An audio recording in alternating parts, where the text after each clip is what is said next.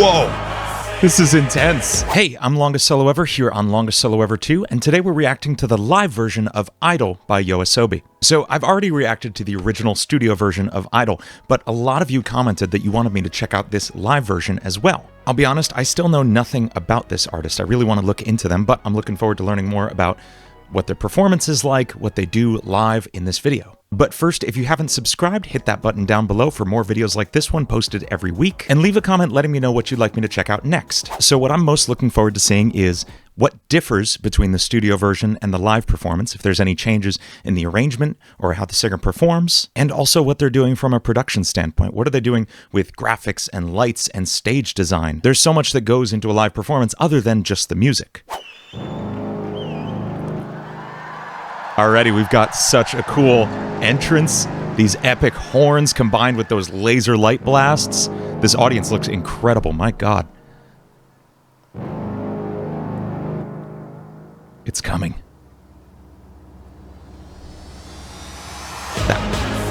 Whoa! A choir? This is intense. This is a completely different arrangement. This light show is unbelievable. These weaving lasers back and forth. I want to pause for a second. Just take a look.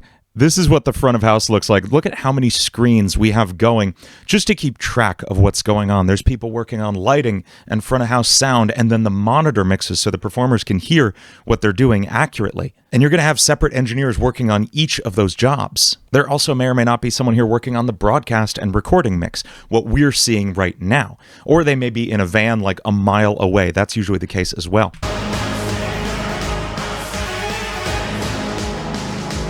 Intensity's building. I'm dying to know where this goes. God, that crowd is huge. Here they are.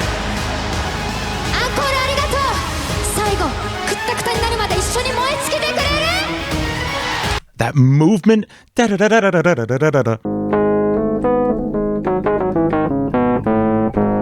We're working in G-sharp Phrygian here. This is a very, like, epic, classical kind of vibe. I'm loving it.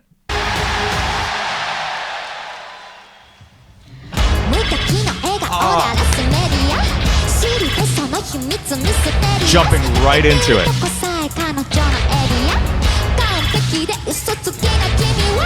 Okay.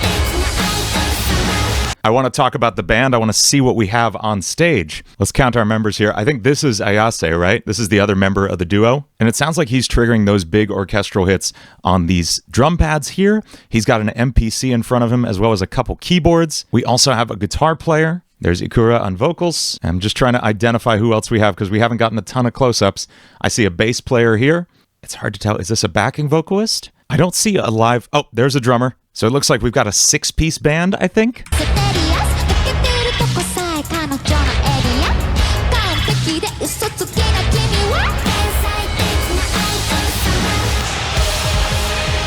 Love it.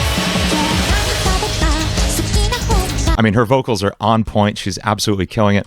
Can we talk about this LED wall on top of the stage? This is insane. And I'm just going to geek out about all the gear I see. So this is a real live acoustic drum kit, right? We've got our snare, our toms, what looks like either a second snare or maybe another like bonus tom there, hi-hat and cymbals. But check it out. What's this little thing right here? This is a trigger. I actually had an exact set of these. This goes on the rim of the drum, and it senses every time you hit the drum. It sends just a little pulse back to a brain like this. This is a Roland V-Drum sampler. That's then running into what looks like a $60 two-channel mixer. I love seeing really like straightforward budget gear on these huge productions. That's always very fun to me. But yeah, every time he hits this drum, it's actually triggering a sample on the drum machine. And there's a lot of ways you can trigger samples live. You can have pads like we saw Ayase having in the opening here. So he's got a pair of Yamaha drum pads right here. And these are doing the same thing. They're just triggering a pulse on a drum machine, probably on this MPC here. Okay, I've got a better look at this other performer here. It looks like she is an additional keyboardist. She's also got probably a drum pad here, and she's probably doing some backing vocals. And check it out, everyone's got iPads in front of them. These are for anything from communication between band members to keeping track of set list, lyrics, and even changing patches on your instruments. They can all be wired together between all your keyboards and your iPad, all communicating via MIDI.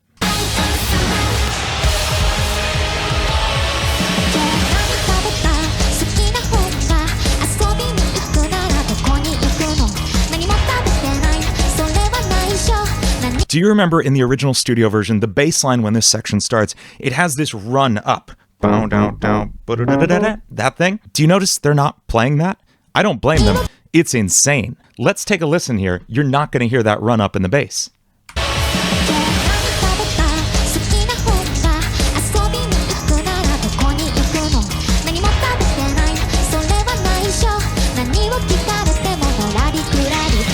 It sounds fantastic though. But yeah, you'll often make changes to an arrangement to play it live when you have a lot of like crazy programmed parts. You might move them to backing tracks, which I feel like maybe it's back there, but definitely no one's playing that part of the bass line. Oh, we got live harmonies. I love live harmonies. I love when you have real singers on stage singing those backing harmonies. It just separates it from the studio version a little bit. You could easily put those on the backing track. We've got our second keyboard player here singing the backing harmonies, and she sounds fantastic.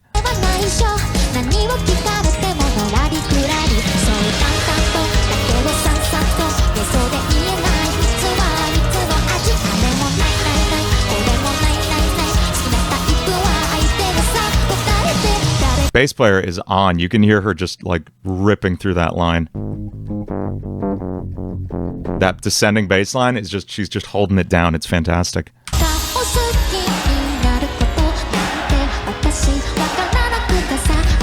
I love getting the audience participation going, calling out for those hays. That's great.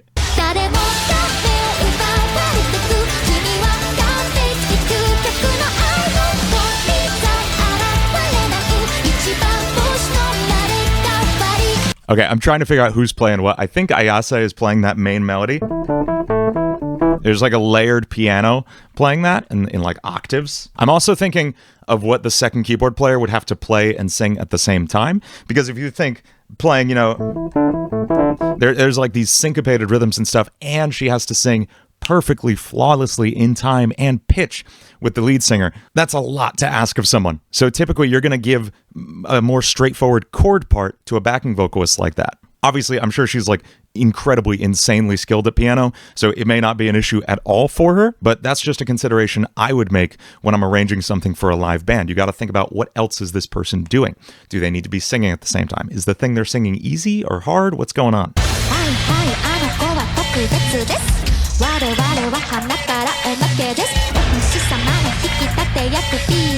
So a part like this is relying a lot on the backing track here, and that's totally cool. Like, backing tracks are just a huge part of modern live music performance in many, many genres. So stuff like that, like telephone ringing sound, the little in the background, that's on the backing track. A lot of this descending synth that you're hearing in this section, also probably there. I think the only live triggered sounds we're hearing are probably the drums and whatever Ayase is hitting on this beat here.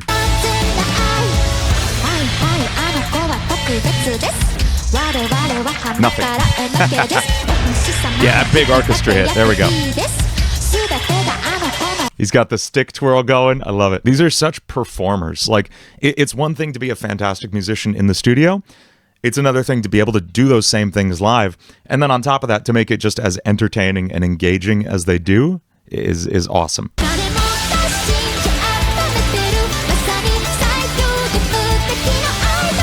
The guitar player is just playing like power chords on this, and that's okay. Guitar players usually get kind of the shaft on arrangements like this.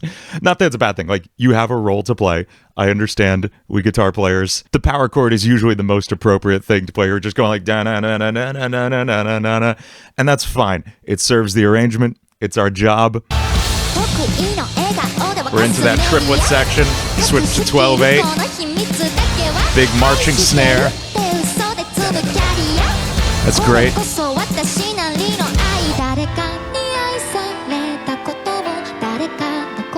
Is someone playing this piano part? Because it blew me away on the record. I want to see her playing it. I think she's playing it. I think she's playing it right there. Yeah, she's playing.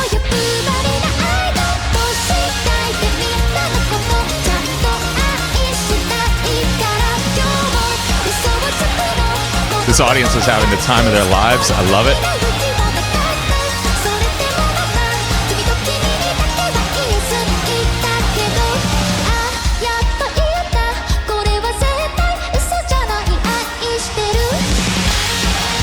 Yes. These lights are incredible. All the effects, the streamers and everything blasting out. Closing it out. Someone played that line at the end there.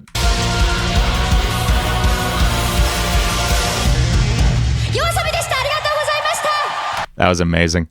Absolutely incredible performance. I've never been a part of a performance in like a rock or pop context of that size, but I've done enough theater music work to know that it's just an insane undertaking, not just by the people on stage, but by all the tech people working in that front of house section you saw, and then likely hundreds of people working crew and tech, and then keeping the arena itself functioning. It's an incredible, massive team effort that all came together for that amazing performance. It was so cool to see how that song translates to a live show, and it was awesome to see these musicians perform for the first time. I really want to get to know this artist now and dig deep into their catalog. I'm excited. If you enjoyed this video, please subscribe for more like this one, and let me know down in the comments what you want me to check out next. And as always, if you like hearing me talk about music, check out quickstartmusic.com.